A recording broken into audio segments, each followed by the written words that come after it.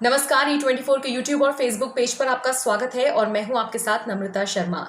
देश भर में कोरोना की वजह से भले ही लॉकडाउन हो, भले ही देश भर में थिएटर्स बंद हो, लेकिन आपके एंटरटेनमेंट का क्या होगा, इसकी टेंशन आपको लेने की जरूरत नहीं है, क्योंकि आपके एंटरटेनमेंट की पूरी जिम्मेदारी OTT प्लेटफॉर्म्स यानी कि डिजिटल प्लेटफॉर्म्स ने अपने कंधों पर ले ली है। यानी कि जिन फिल्मों का आप इंतजार कर रहे थे, जो आप सोच रहे थे कि लॉकडाउन के बाद न जाने कब ये फिल्में रिलीज होंगी, कब थिएटर्स खुलेंगे और कब हम इन फिल्मों को देख पाएंगे, तो वो उतना इंतजार आपको करने की जरूरत नहीं है, क्योंकि बड़ी बड़ी फिल्में, बड़े बड़े सितारों की फिल्में आपके लिए डिजिटल प्लेटफॉर्म्स लेकर आ रहा है।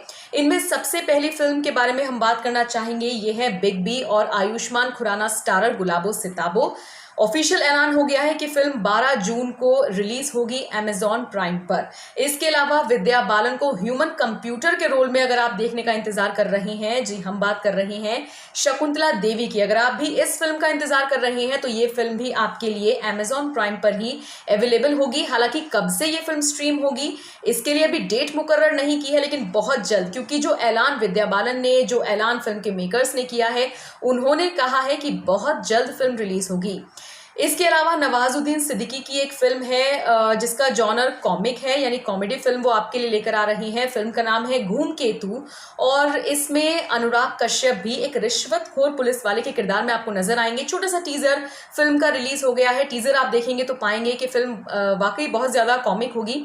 ये फिल्म आपके लिए 22 मई को Amazon प्राइम पर ही रिलीज होने जा रही है। इसके अलावा और भी बहुत सारी फिल्में हैं, अलग अलग लैंग्वेजेस में हैं, जैसे पेंगुइन है, लॉ है। ये ऐसी फिल्में हैं जो आपके लिए रिलीज होने जा रही हैं Amazon प्राइम पर।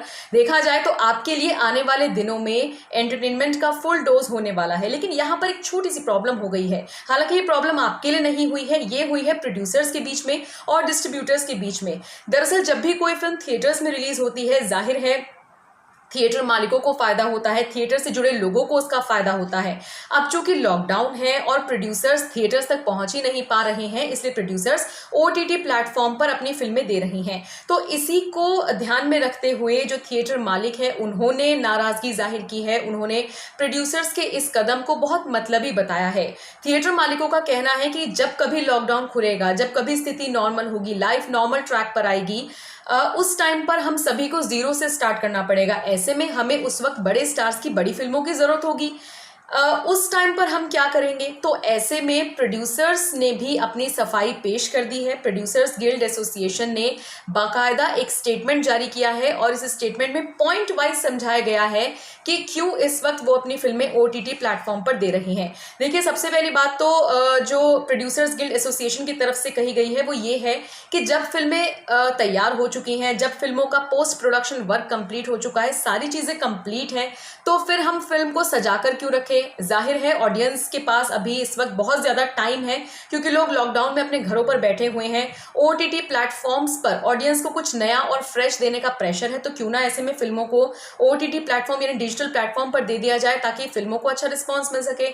और दूसरी बात, प्रोड्यूसर्स ने यह भी कहा है कि ऐसा नहीं है कि सिर्फ डिस्ट्रीब्यूटर्स को या फिर थिएटर मालिकों को ही नुकसान हो रहा है, बल्कि प्रोड्यूसर्स को भी नुकसान हो रहा है। और वो ऐसे कि जो शूट हैं, जो रुके हुए शूट हैं, क्योंकि अब तो शूट हो नहीं सकता है, तो जो सेट क्रिएट किए गए थे बड़े बड़े, वो सेट पर शूटिंग नहीं हो पा रही है, लिहाजा उन सेट्स को डेमोलिश किया गया है, उन सेट्स को गिराया गया है। उसमें जो पैसा लगा हुआ था वो उनका बर्बाद गया है। और अगर वो सेट को गिराते नहीं, ढाते नहीं, तो फिर उसका रखरखाव की जिम्मेदारी कौन लेता? क्योंकि उसमें भी बहुत पैसा जाता है। तो प्रोड्यूसर्स गिल्ड एसोसिएशन का ये कहना है कि ऐसा नहीं कि सिर्फ एक ही तबके को नुकसान हो रहा है, हम सबको नुकसान हो रहा है। तो ऐसे में क्यों ना जो फिल्में तैयार हैं उनको भी ऑडियंस के सामने पेश कर दिया जाए और ऑडियंस के एंटरटेनमेंट का ध्यान रखा जाए।